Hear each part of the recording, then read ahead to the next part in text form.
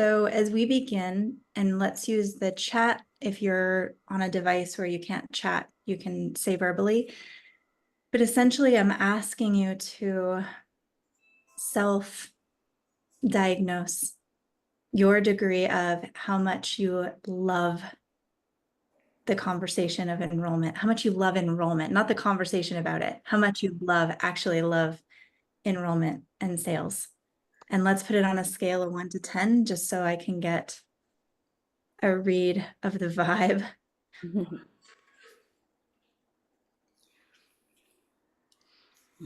3, nice. Yeah. Jenny. Yep. Hi, welcome, Stephanie. 5, I'm asking people to self-diagnose how much they currently love sales and enrollment. We've got a 3, a 5. What is it out of? 1 to 10. And 1 is you don't like it, 10 is you love it? Oh, good question. Yeah, I made the assumption we all knew. 1 is, yeah, can't stand it. I'm allergic. 10 is, yeah, happy to swim in that ocean. Maybe like a 7 to 8. 7, 10, 10, if I love it. Yep. I know you shared more, but I'm keeping it to the numbers. Jess, if you couldn't choose a 7, or Juliet, if you couldn't choose a 7, would you be a 6 or an 8? Just curious. 8. 8, okay. I think when I can tell someone is interested, it's like an 8, but like the putting the feelers out is like a 1. Yeah. Good. So Stephanie mentioned how much she loves what she is offering, right? That matters.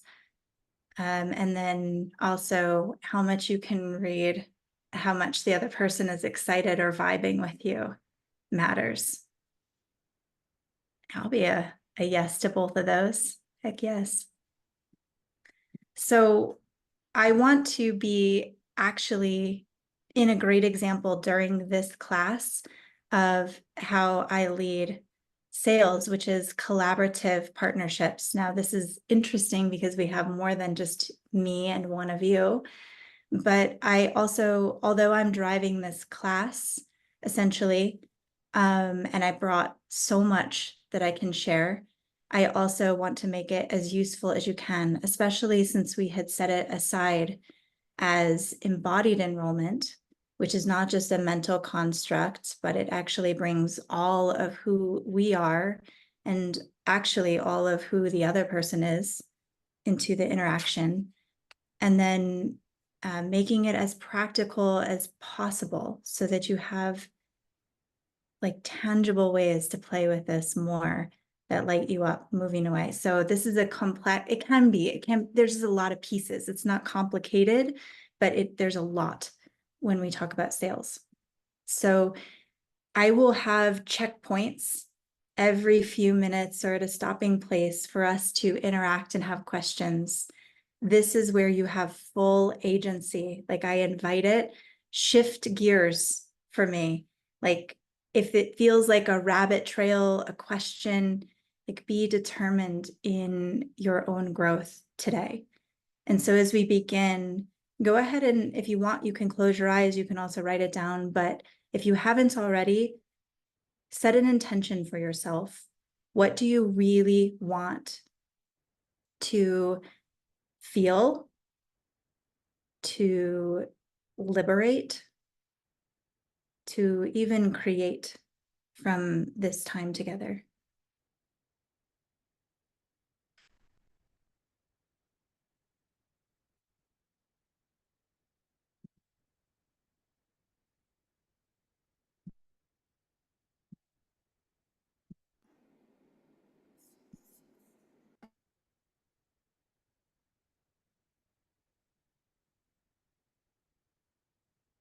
Beautiful. And if we had longer together, I would love to actually just hear all of yours. But again, let's be determined in our own evolution, our own growth, that we can ask questions, we can interact in a way and really create this space together so that you experience your intention as a result. All right, so I'll kick us off. First of all, what feels really important to share is from an aspect of sales, a reframe that sales are as natural as breathing. So we don't really feel any which way about breathing. Sometimes it's really delicious, sometimes it's more labored, but sales is just as natural as that. You've been a part of it since you were born. And no, this isn't a diatribe on Western modern world. You've been a part of it as a human species linked to an evolutionary line of ancestors who operated in communities and tribes, civilizations, who fostered cooperation across culture divides, and who negotiated peace amongst those who could have been enemies. Sometimes ancient sales might have looked like how to share your influential opinion between whether you stay in camp and wait out a particularly hard winter or you venture out into new territory, right? Like it is a communication skill. It is a skill of power and agency. And because it is a skill of power, agency, and communication, it has absolutely been used in negative ways, but it can be reclaimed as a really beautiful skill and lineage to hold your head up and be really proud about how great you are in leading enrollment. It also is important, playfully, if any of you have nieces and nephews or kids, or you can think back to even your own young years, your kids are better salesmen than you, I promise. They're amazing. They are determined. They do not take no's personally. And they're not afraid of one-upmanship. So as soon as you extend one yes, they're like, oh, and also this. Oh, and also this. So they are just amazing, fluid beings at actualizing cooperation with you, which they perceive as their powerful guardians and providers. So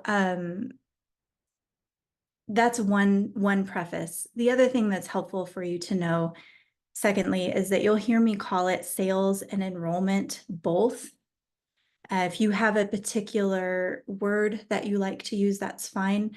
I personally love the word enrollment, but I also like to use sales just for clarity, that we all know that this is what this is together.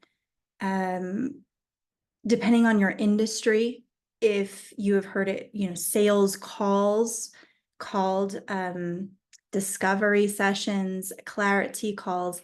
I prefer not to call them that in my world, and we can go into why, but I really like to be clear in my own semantics that we're talking about sales or enrollment, meaning you are connecting with another human being and may agree to exchange resources or goods and services.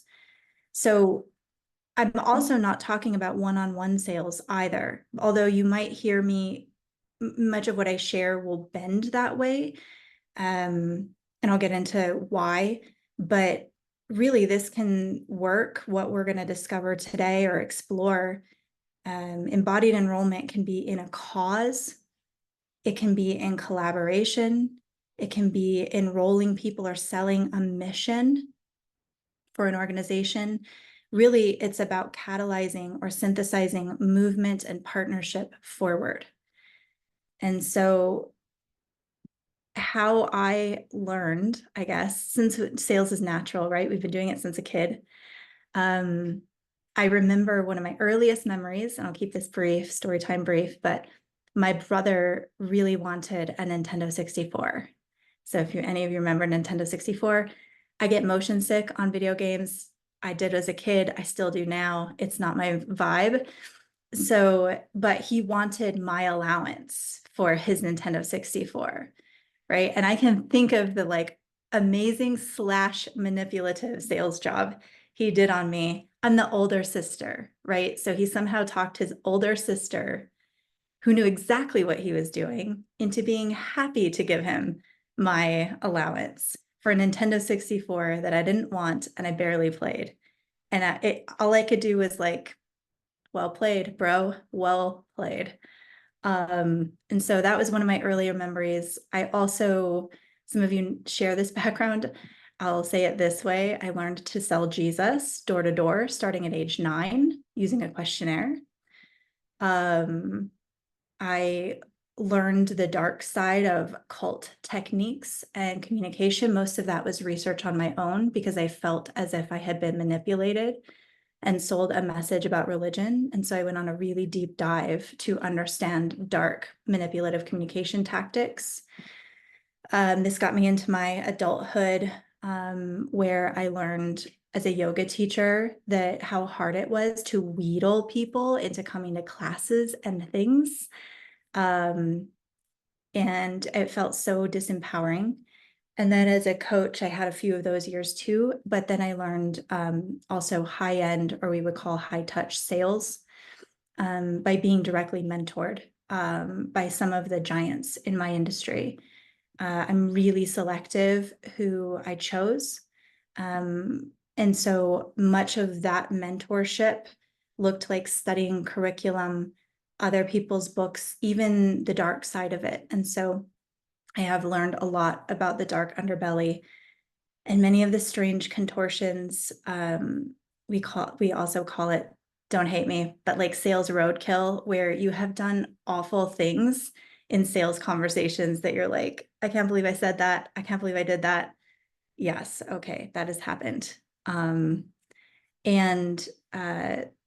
all that to say that my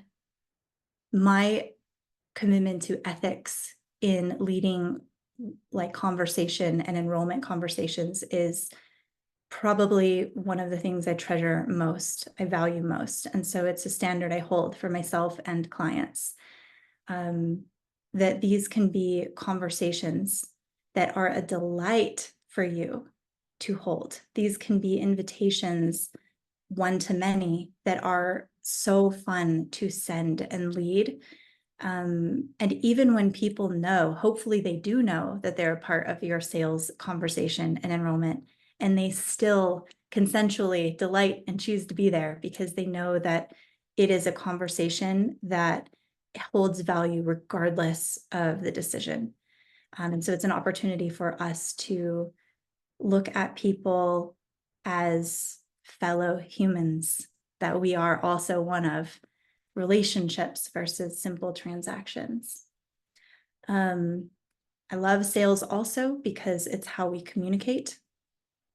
If you work very intentionally at being tremendous at enrollment in sales, your communication across the board, written, spoken, even nonverbal, will improve dramatically. If you're a coach, the way that you hold space for people improves dramatically. How we stay in our own agency, the way we hold center and our own power, and then the way that we extend agency to others also improves. The way that we work, or how well we work with our own ego and insecurities, and I'll just call it this way, weird shit that we do when we're uncomfortable, and also our spirit. And so it has a really global effect. Working on just enrollment has a wider positive net effect. So curious, I'll pause there. How well did I do in enrolling you in the idea of sales? Pretty good. Okay. Enough said about that then. Questions on just that, or what does that bring up for you? Anyone feel like there's something to share there? Nice, thanks, Jenny. No thoughts? I just love the idea of humanizing the interaction and inspiring somebody, like, or just incorporating inspiration and delight and honesty and ethics. I think where it gets challenging for me is kind of sticking to like what you said, holding your ground and like staying grounded in honesty and what you're really looking for and not compromising and like kind of giving into old habits in these conversations. So I like the reframe that's like, inspiration and connection. I mean, I'm all about that. So Yeah, I think you'll like the embodiment part of this. That will speak, Jenny, to the hold your ground while you're extending that heart-centered approach. Yeah. Any other thoughts? It's interesting. I love that you brought up, experience with a sibling. I think one of the places that I struggle is no, let me go back to, I think the interesting part about the sibling is like I have my brother is an amazing salesman. It's just innate. And I think one of the places that I have always struggled is like, well, I'm just like, that's not in my nature. So therefore, I must not be good at it, but kind of just, I think, reframing that into like, this is a learned and embodied skill.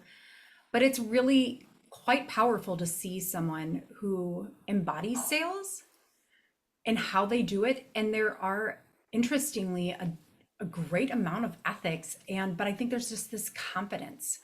My latest experience with him in particular was we went out to dinner and there was a 4% wellness tax for the restaurant, and he asked the server, he's like, do you actually get this? And she's like, nope. And he called the manager and wrote on the ticket, and again, a different type of sales, but was advocating, he's like, your servers are not getting tipped the way they should be because you are misrepresenting this. And he got it removed from our tab, but he was like, you're hurting your servers. And so it was an interesting, different experience with sales of also being an advocate for where we see different things, but just having that confidence. It's interesting. He just does it with confidence, and there's no apology with it. It's quite elegant. Very jealous of it. Well, good news, it's a learned skill, Exactly. even a learned skill of presence. And Joanna, fun homework. Dive into the nuance when you say it's just confidence. Nope. There's a lot probably of silent skills going on, and even the way that he extends his opinion. And so that would be I love studying. If you don't, also, I think we've all been okay with the word sales and enrollment, but you mentioned advocacy.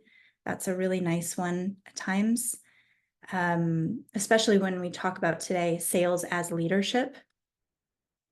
The other word that comes to mind, and I mentioned it once, was negotiation.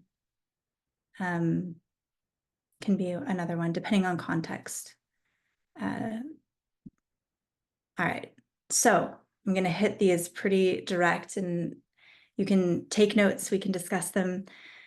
First of all, sales, this is foundational. So we're going to build from the bottom up into this embodiment. So these are like the feet, the legs. Sales is not something that we do to someone. It is a space, a process that we hold for or with someone, something we do with them.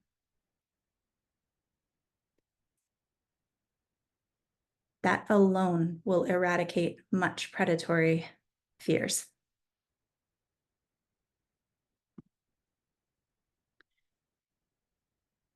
When we realize that we've operated in a paradigm where we're afraid of being a part of sales, or we're hesitant because we feel like we may be doing something to someone, this reminds me of being a vegan vampire, and you're not vegan vampires, right? Where you're sad that you have to kill and drink blood to survive, but you have to, otherwise you die, right? So this is how I see a lot of the hesitation with heart-centered people or transformational leaders, artists operate around sales is, oh my gosh, this is the gross part. But if I don't do this, my business dies, like I die. And so let me try to like hold my nose, get through it super fast, avoid it like the plague. Maybe I can only do it once a year. I've heard this, like I only want a launch strategy so that I only have to hold enrollment conversations once a year. And so essentially like they're like that kind of vampire who drinks a lot and then they try to just slowly starve, for the 11 other months, when it doesn't have to be that way. So it's not something you do to someone. It is a space, a process that you create for them, with them, participate together. I'll hit the main models. So Kirsty, she might be here off video, but when we think of sales as a mental process, right, this is much of traditional sales. If I can say the right things in the right way, then I get people to do what I want them to do. Anybody have seen this? Jess, you mentioned toxic sales. I think you called it masculine, but we'll expand your definition in a bit. But yeah, and then the game becomes, what are the right things to say? Tell me how to say it. Tell me the way to say it in the right order so that I can get them to do what I want them to do. And that's usually where some low-key manipulation comes in. I think we're agreed that there's manipulation that's overtly, like, I would call it like bro sales. You're going to just know it as like old school yuck sales. And this is where we get pushy, a little argumentative, some of the tactics around objection handling, where we don't respect a no, come into play. Always keep somebody on the phone, right? Like always be pushing that. The ABC, the always be closing acronym, if some of you have studied this. So this, I would go into like toxic bro sales, like very masculine in a not well healed way, not a well or a high conscious way. The other side of this, interestingly, is feminine. There's a toxic femininity to sales too. And this can be more subtle manipulation. This is where we might draw out the sales process from a couple really clear conversations leading to a decision to like, let's just talk again. Let's get together for coffee. Let's do this, where we're just spinning out in a passive aggressive way that we feel disempowered. And so we hope by like trapping them in this pseudo relationship, we can get them to be a yes.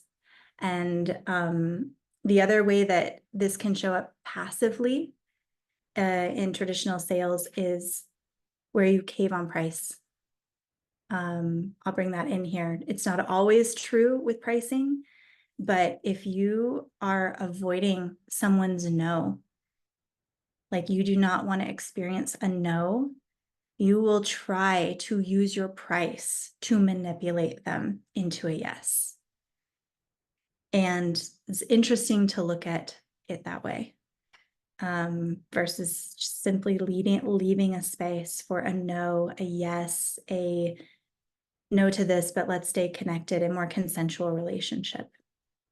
So traditional sales, the goal, how do I get the yes? Or how do I avoid a no, right? Then we have heart-centered sales, sales as service. This is really well taught. Some of you have read the book, The Prosperous Coach, that I love. However, there's been some weird stuff that I have noticed in heart-centered sales or sales as service. This is especially true if there's any codependency in your background.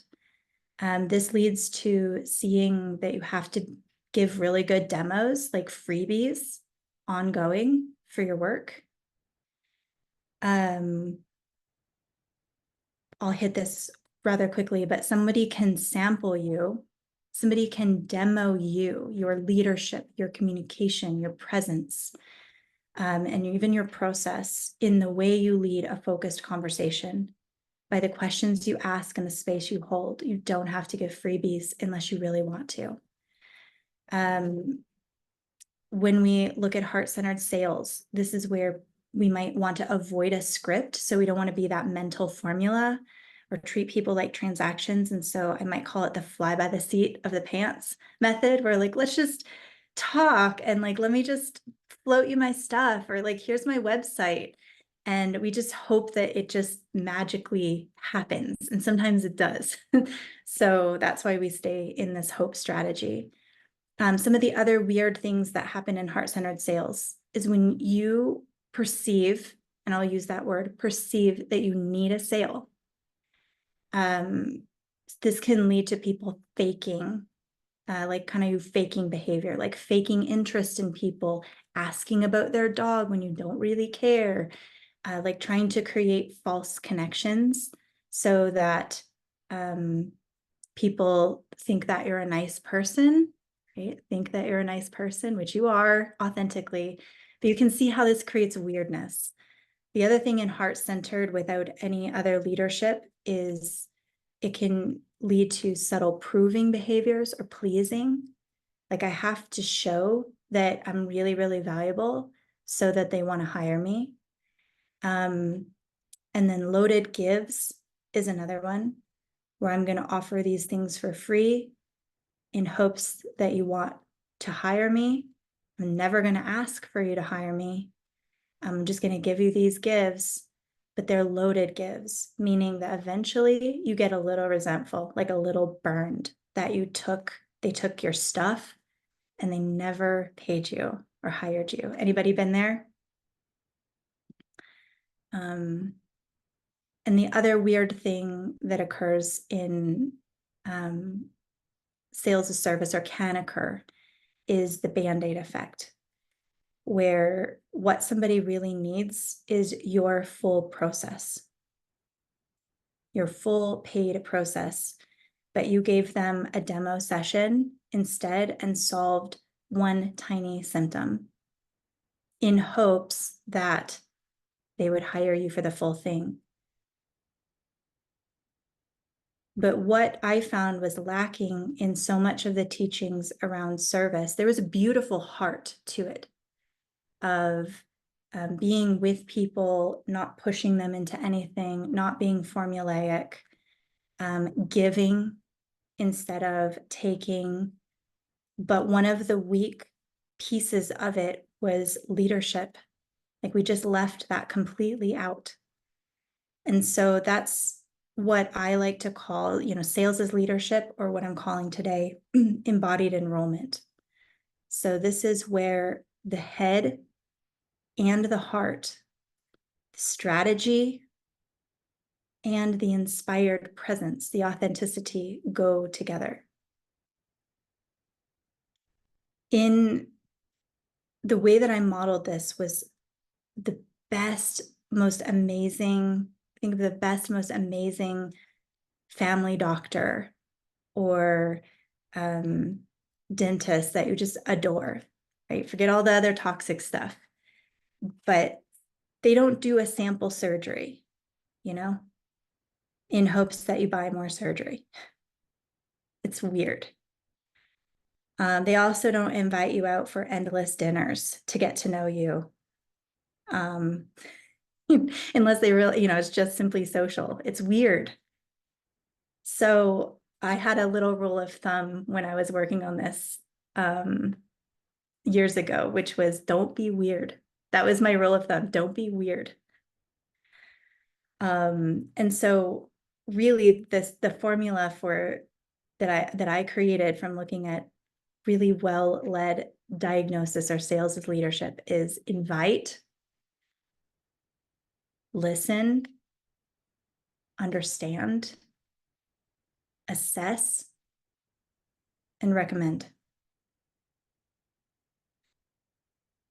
And the goal of sales as leadership is not to get the yes. It's also not to avoid the no. It's also not to make a friend or have them like you. It is to lead to, or create, I would say it this way, create an opportunity. Create an opportunity for clarity, for connection, understanding, and ultimately decision to occur, and to support them through that process. Will you say that again really quick? Yeah, to create an opportunity for clarity, for connection, for understanding, and decision to occur. And then to support them in a neutral role, by the way, through that process. There is an inner orientation to be in that neutral role that recognizes this person is not your meal ticket.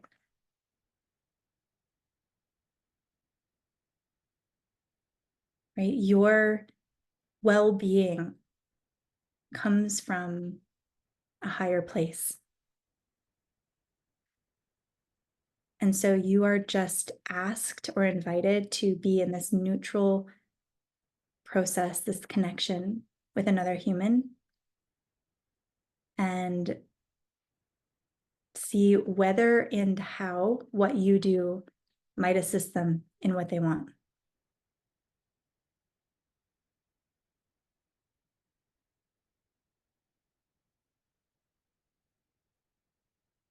All right. We're going to do an exercise together on this. So again, embodied enrollment, both the head and the heart speak with one voice. It is a structure, some of your musicians, like a chord progression, so that we can relax and connect. That's, to me, part of the masculine and the feminine, the energetics of embodied enrollment. I'm going to share a little graphic. It's super simple, but you know what they say about a picture.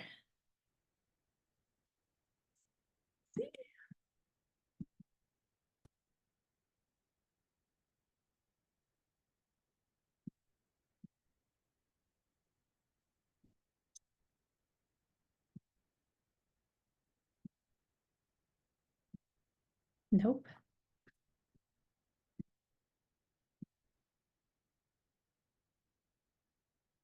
I'll share that graphic in a minute.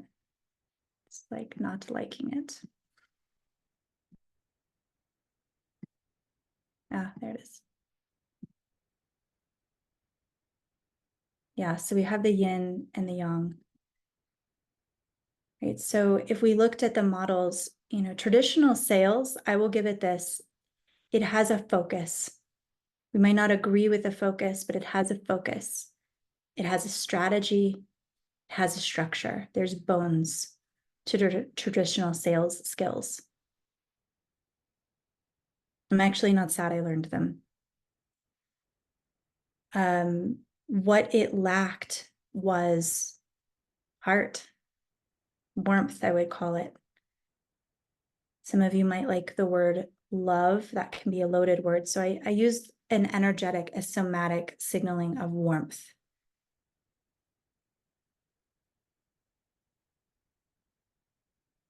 And so the masculine energy is this focus, this structure, this Shiva in some tradition, ultimate presence, neutrality of being. And then we have a tiny little dot, right? It has a point, it has a warmth to it. And then we have the yin, the feminine, which is our like heart-centered approach, which we like hold space and we enjoy people, we welcome them, we want to get to know them. There's a genuine interest, right? But my warmth, that inclusivity has focus, has a point. And so there's so much we could say on the energetics of both. I actually want to give you guys an experience of it. in a moment, but I'll just pause there. So either on these models, head, heart-centered, embodied sales, or this yin and yang. Any questions, thoughts, given your intentions for being here?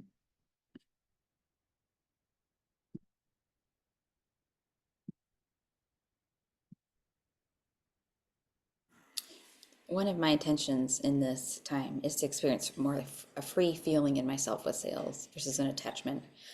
And I really just love like the idea of creating an opportunity with people for the clarity, connect, understanding, and decision, and then just a neutral supporting.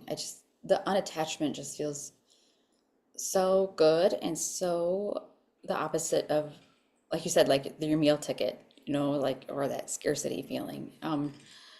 That I don't know, it just was so helpful for me to see that the source for all that, it comes from something higher, not from this one person I'm talking to. Like, that's an awful lot to put on them too in that scenario, and it makes the space really Oh, they can loaded. feel it. You all can Yeah. feel. So I just love how it's just like, I don't have to like strive to create. I can rest in trust. Mhm. I'm glad you brought that in because that mentioned that some of the energetics. One, I'm looking around, a good bit of you are working with me in some capacity or in dojo. I am really inspired to go into sales as medicine, making sure you have your structure, but we can use today for really good since we're here. The energetics, Jess, I'm glad you mentioned that because when we're not in that balanced embodiment, when we all know what it feels like to be hunted. And I use that strong word on purpose, but when somebody needs something, like really needs you to be a yes, you can feel it. And how much do you want to be a part of that interaction? I bet that especially as introverts, we're low-key genius at sniffing out agendas. What will this entail? I don't know. Seems weird. Seems like you need me.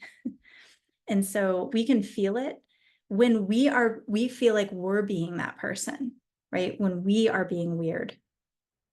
Rule of thumb, don't be weird, right? But when we are, we get also super squirrely. We don't like being in that position if we're empathic people at all or sensitive. And so we don't enjoy it. And then we get kind of squirrely.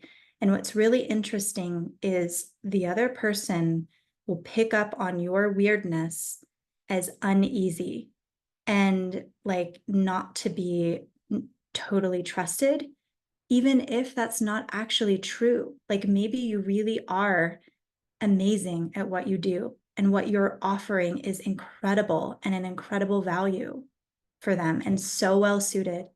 But your uneasiness in energetics will speak louder than anything you say. They'll pick it up. And so I found that focus, like when we look at focus and warmth as somatic cues, we might even say like relaxed focus and extending warmth or inviting warmth. It helps to somatically take down a lot of the weird energetics. And I'm making the assumption that we are all already ethical here. So we're not hiding a seedy underbelly of manipulation. I'm really careful who I teach this to, by the way, because of that. All right.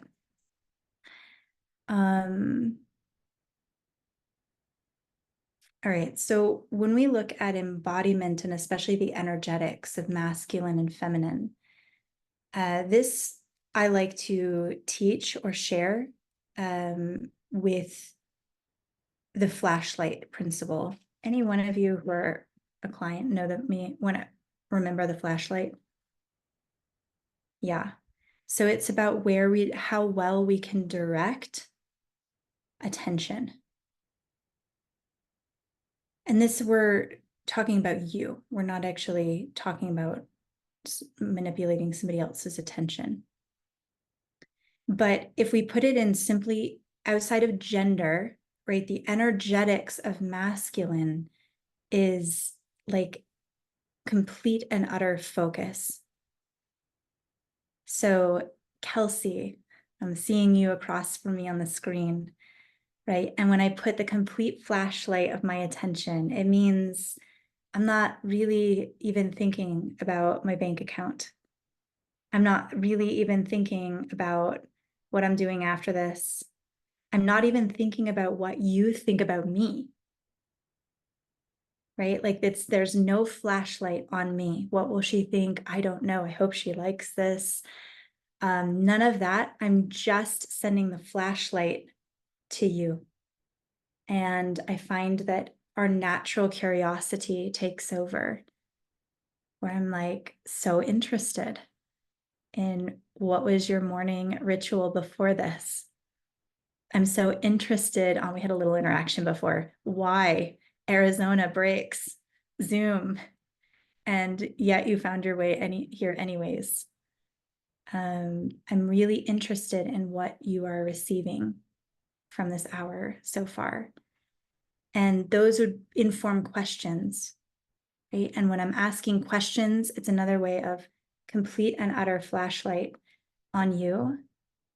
And again, I can bring warmth to that focus. I'm not dissecting you like a weird little bug. I have a warmth to it. I have an interest. But it's that kind of flowing of attention. The minute that I, like, let's say I was doing enrollment, right?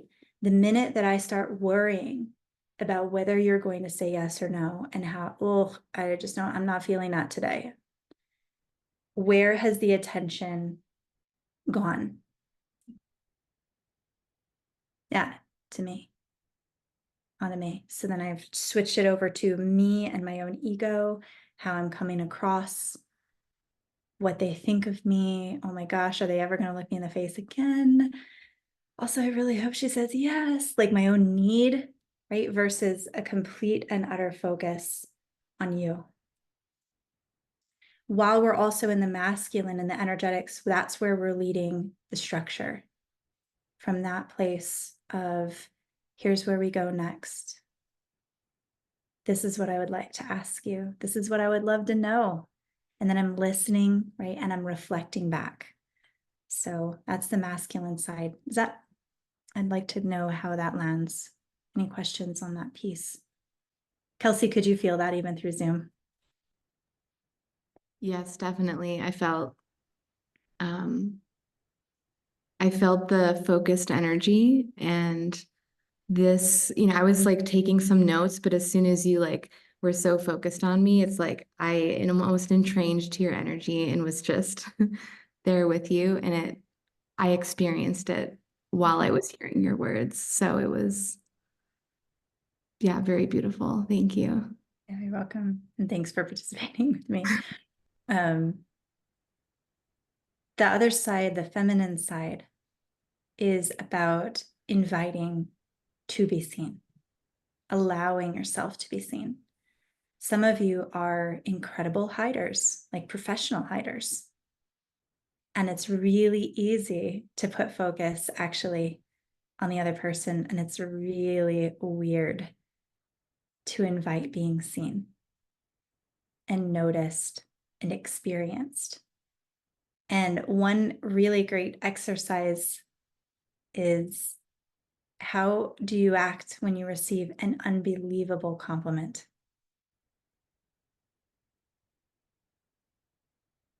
Yeah, even Joel, you winced. Tell me about that. What do you want to do? I don't know what to do with those. I've gotten better about just saying thank you, but I mean, my immediate reaction is, you don't have any idea what you're talking about. You don't know what went into that. You don't know how bad it still is, all that stuff. So Yeah, so notice when they put the spotlight on you, you want to like just disqualify you from that spotlight.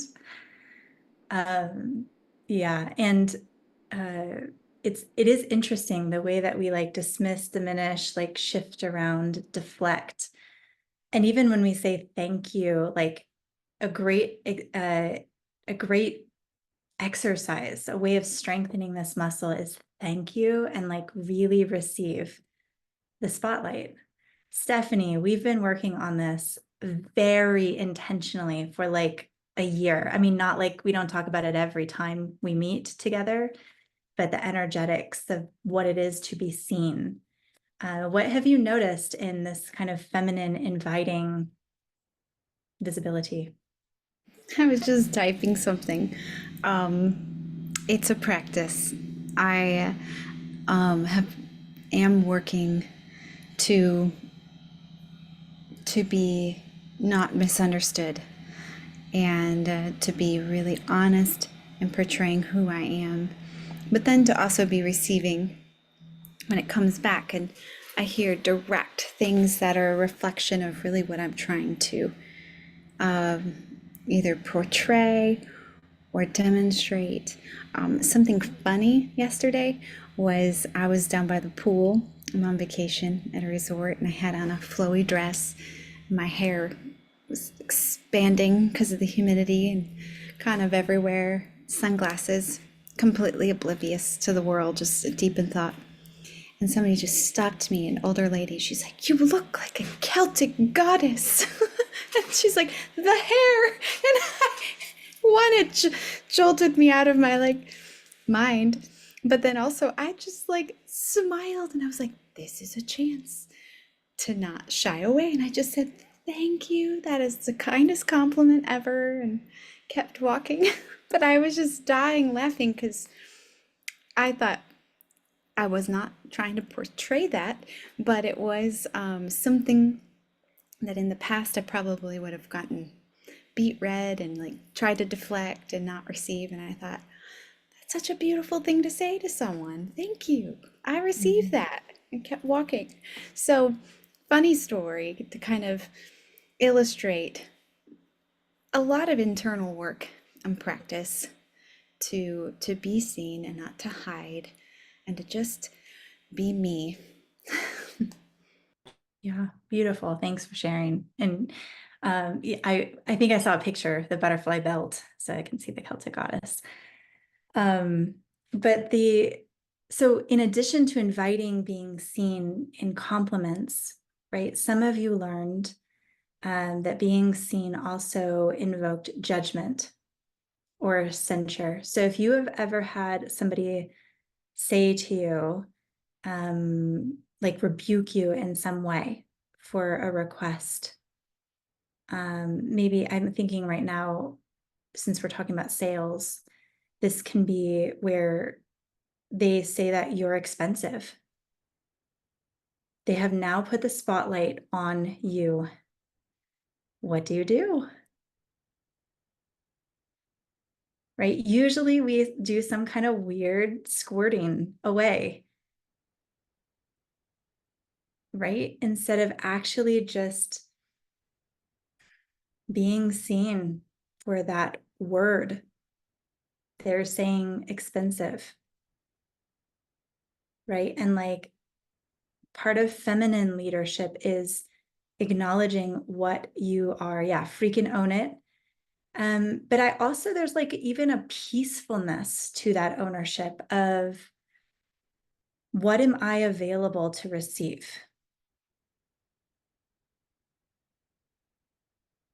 Right? I'm not even kicking into my head of like, I'm totally worth it, and this is why, and how dare they do that.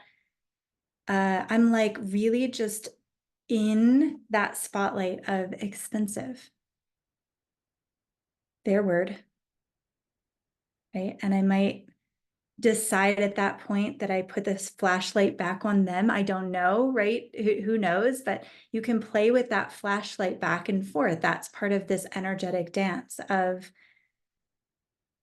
maybe. That's what I might say, like maybe compared to what? Now you've like extended it back, right? Not in an argumentative way, but like true curiosity. Now I'm flowing energy back to you. Right? I might sometimes also say, I might agree and say, It is a lot. Have you ever spent that much on yourself before? Where I learned the energetics, and we can have dialogue in our Mighty Network, I hope we do.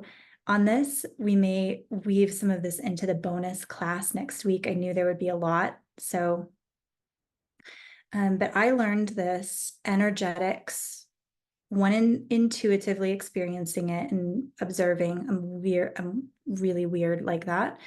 And then 2 in somatics, but 3 in conversations with a professional dominatrix, who was really adept at when to invite visibility and then when to direct attention back, and to do that in a really consensual way where we're not violating anyone's agency. So this can actually be really fun to play with. And so I'm going to actually put us into breakout groups. This is a brave choice, 10 minutes to when we end, for about, I think we'll just do like a 3-minute round. And this will be your question. It will be, what are you loving about your work today? What are you loving about your work today? Right. And so one of you is going to extend that question. Whoever extends it is in the masculine flashlight. And your job is to hold that person in utter presence and focus. You get to ask questions. You're not infusing opinion.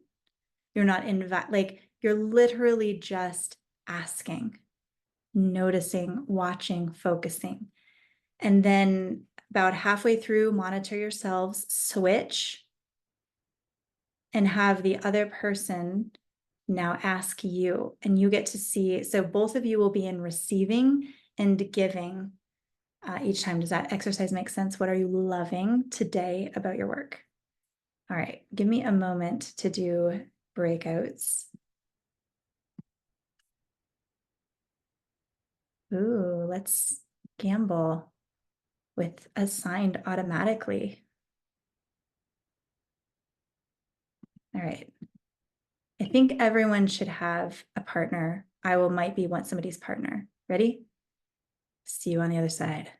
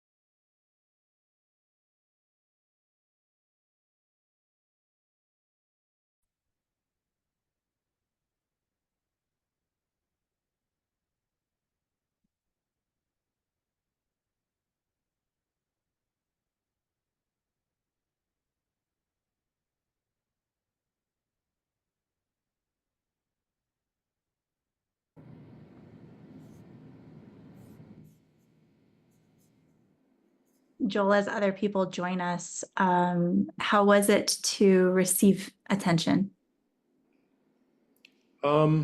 Actually, the tool of the flashlight kind of, and that energetic, knowing that it was something that is a give and take, I guess being in that framework made it easier.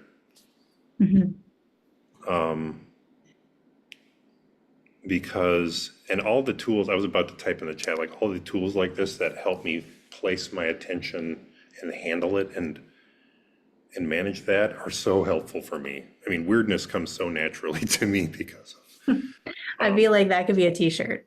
yeah. Like that could be a club. But just knowing that it's something that can play around with, oh, hold on a sec. Knowing that I could play around with it and like it's a dance helps me not to freak out when the attention is on me. That, oh no, what do I do with it? It's a hot potato. Get rid of it. Yeah. Rather Yeah, than, maybe we can upgrade the hot potato to a chi ball, right? Any of you who are energetics, there's Yes. like where you receive the chi ball and then you're playing with it and you're morphing it and maybe you're seen for a moment. Then you give that flashlight, that chi ball back and let them hold. So thanks, Joel. Joel got to be in a room with me, so I was curious what that was like to experience. And then Joel, one follow-up, what was it like to extend? I know we had a shortened version, but what was it like to extend focus? I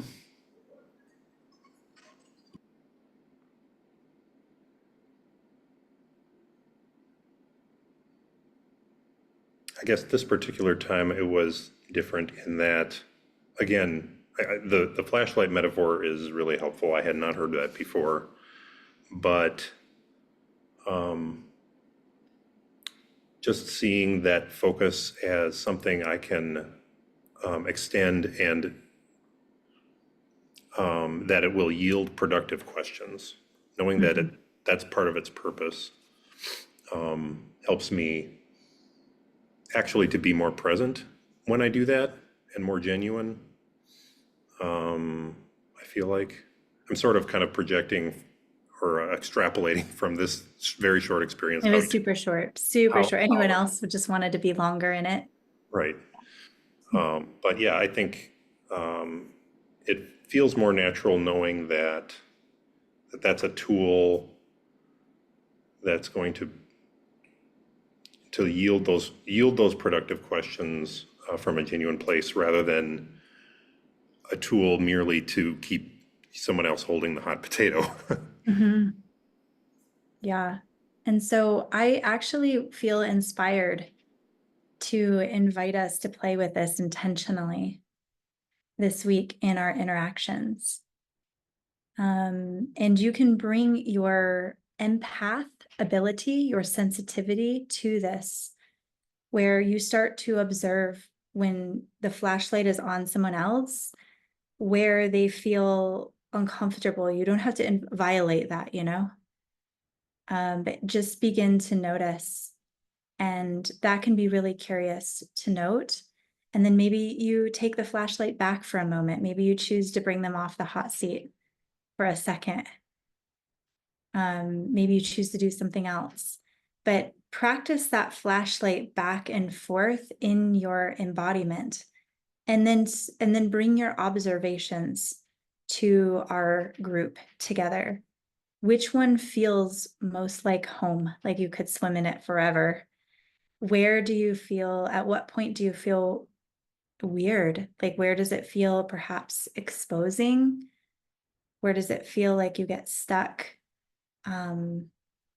Yeah, like where's the edge? One that I'll note today to share as an example is every time I play this or practice this, I learn something. And today I realized that there's still a piece of me that feels like I want to hurry through when the flashlight's on me. I want to hurry through it. I don't want to waste somebody's time on my stuff. Right. And so actually like that feeling of like, oh, I'm just going to like drop my shoulders and I'm going to take all the time that I want to formulate what I want to share. even if there's awkward silence, even if it feels like I'm taking up too much space. So that's just one example for me, something I learned. Anyone else want to share briefly their experience? And just so you're aware, I know that we're at 5 over. If you need to jet to a meeting or the rest of your day, I understand. And I'll say thank you so much for being here. Share your takeaway in our network. And if there's enough interest in this topic, we can have an interaction there. I'm, again, not above doing some of this in the bonus meeting together as well or beyond. So yeah. All right. Anyone else want to share their experience of this exercise or what you're receiving? Yeah, Julia. Jess and I got to chat there for a bit. And I noticed when I was asking the question that I had to resist the urge to want to jump in and ask more questions. I remind myself, just listen for a while, and but it was, sometimes I'm sure there are times when it's appropriate to have that back and forth engagement and collaboration. But yeah, I think there are some settings where I do this better. And maybe also with someone I don't know as well, it's challenging. Yes, you want to just like, oh, we have so much in common. Oh my God, okay, let's talk about this. Yeah. Good observation, right? And I know you're in a period where you're also like balancing out directive, right, with exploration, open exploration. And so that's too where the structure of masculine and the presence, the fluidity of feminine can be together, because you can set relative time parameters on your curiosity, right? I know when you were here, we formulated those questions, strategic questions, to lead a really great enrollment conversation. And within those questions, you can put some time parameters on it, right? Like maybe the first question doesn't take 1 year, it takes 15 minutes within that exploration, or 5. Yeah. So beautiful share. Thank you. Anyone else feel inspired?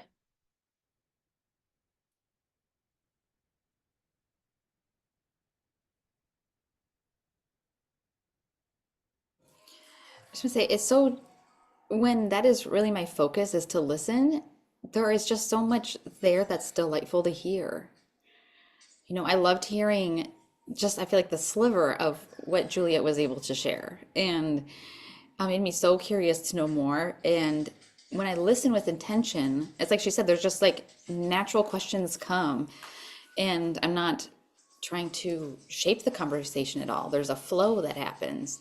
And the genuine level of connection there, I think, is incredibly powerful for people wanting more of that experience. And I really see how that has worked in my in some of my interview calls with clients, that they just want more of that call experience. And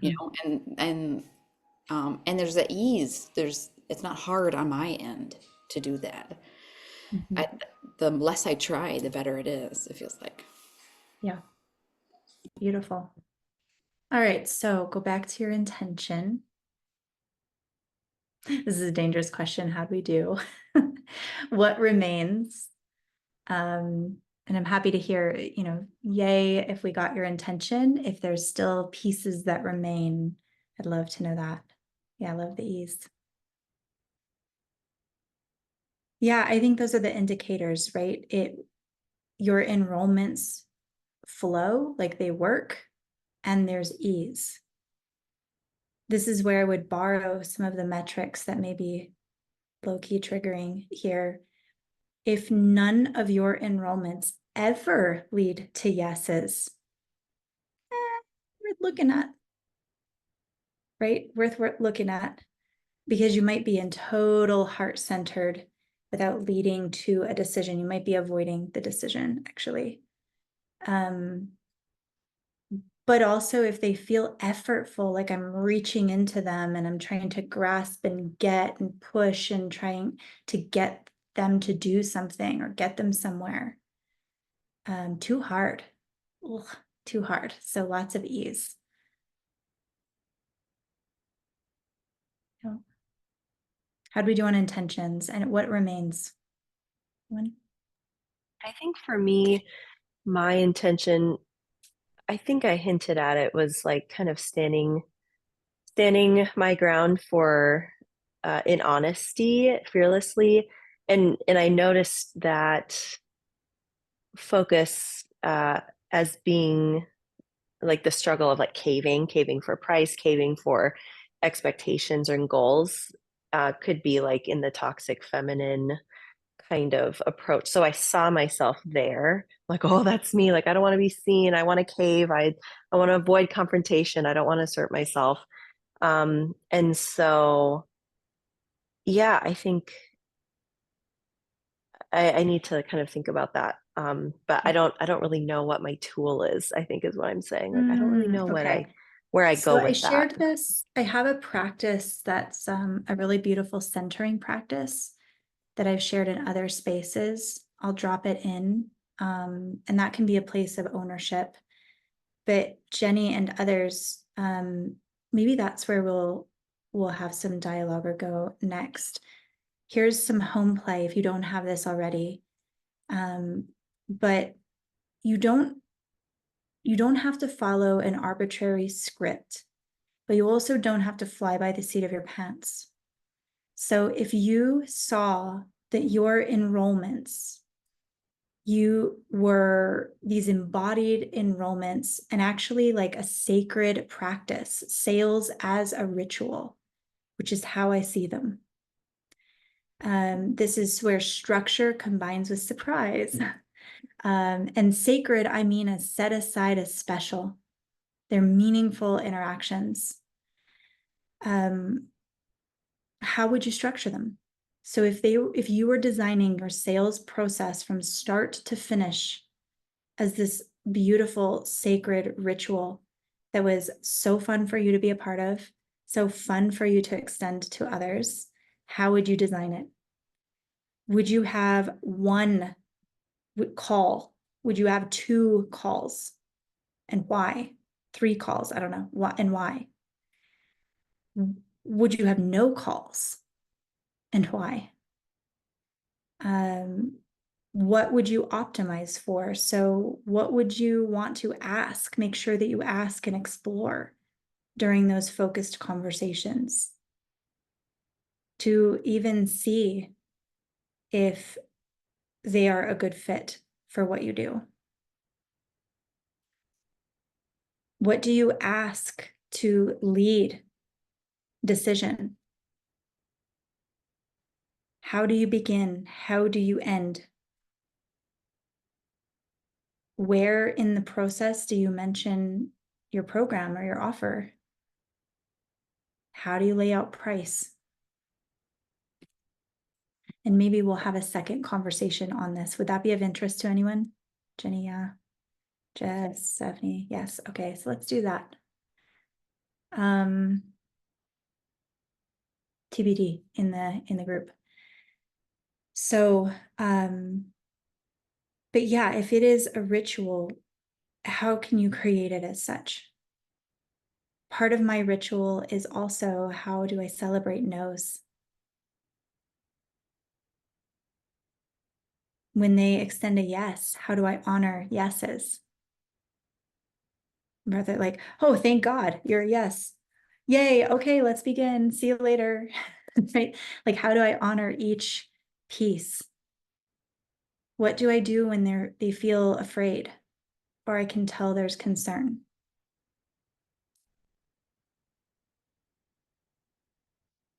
It might be, what do I say? What do I share? And if your answer is, well, it depends on the person, of course. But again, we're flowing masculine and feminine together, right? So at least design an ideal process, an ideal ritual. Dare I even say, this worshipful experience, an order of service that you can then deviate from as inspired. in order to know how to break the rules, you got to know what your rules are, yeah? Cool. So let's say to be continued on that, either this or any of the energetics. Let's bring questions how you're practicing with the flashlight, and maybe even share, for those of you who feel like you want to, your sales as ritual questions, how you're working with it.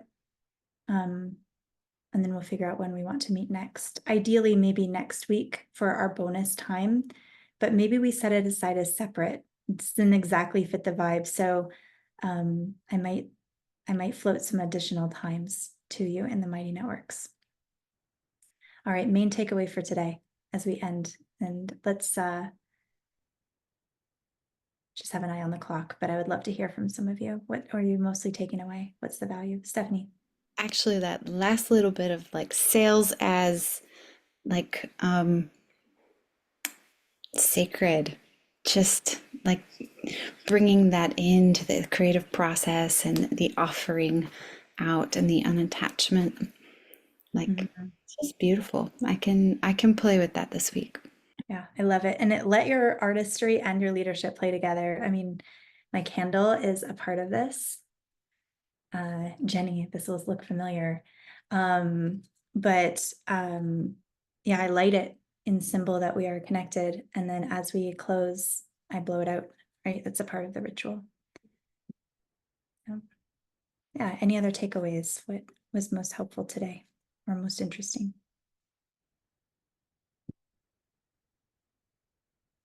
Yeah, sales is not what we do to someone.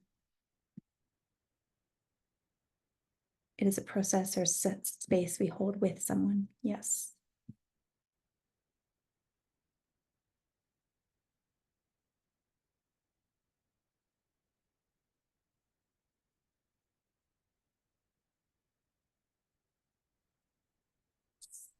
I love the remembering back that we were great at it as kids.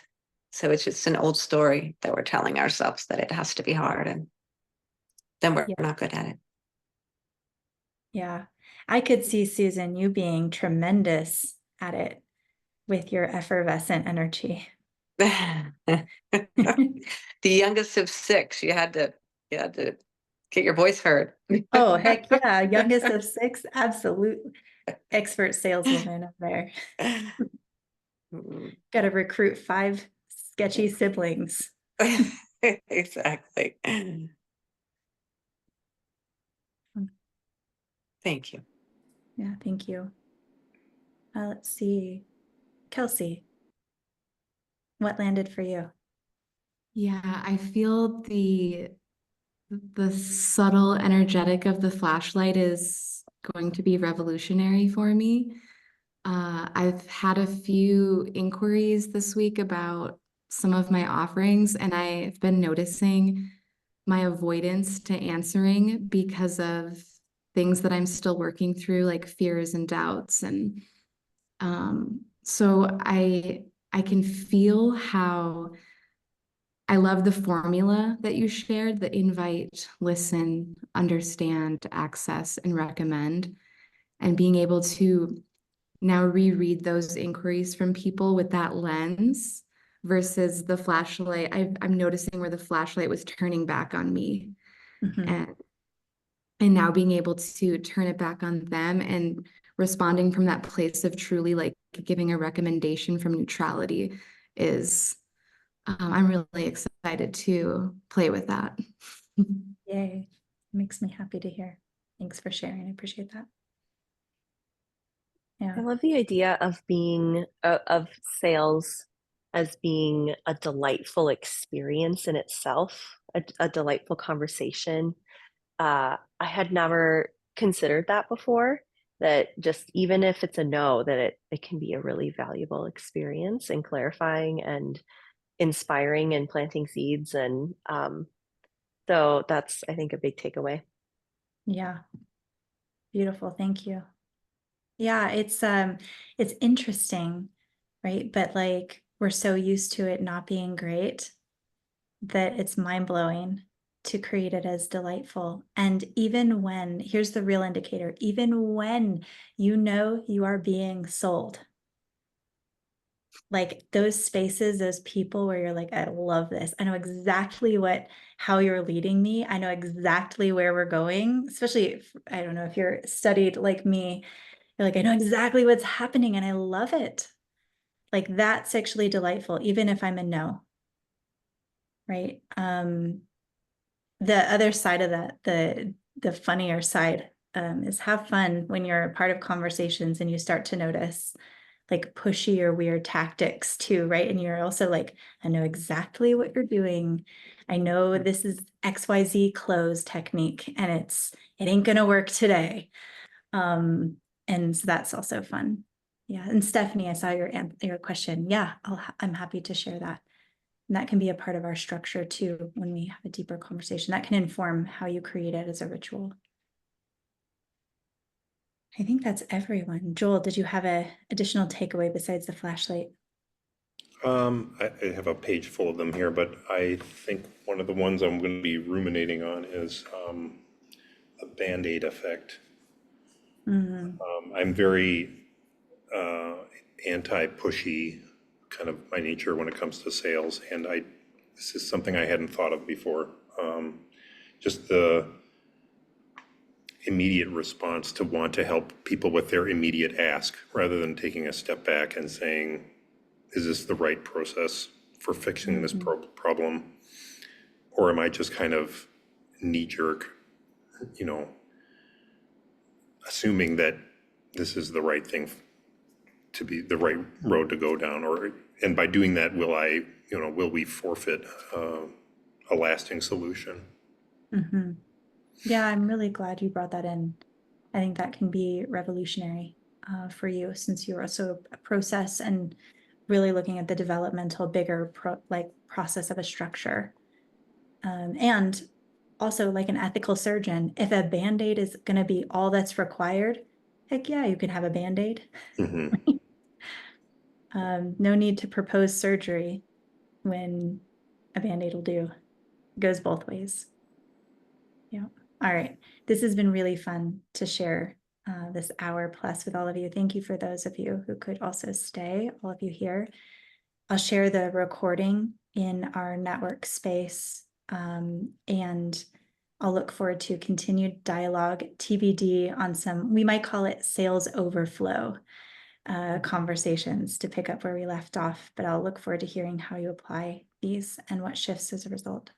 So I appreciate you being here. Thanks all. Thank you. Yeah. Bye for Thank now. you. Thank you. Bye, everybody.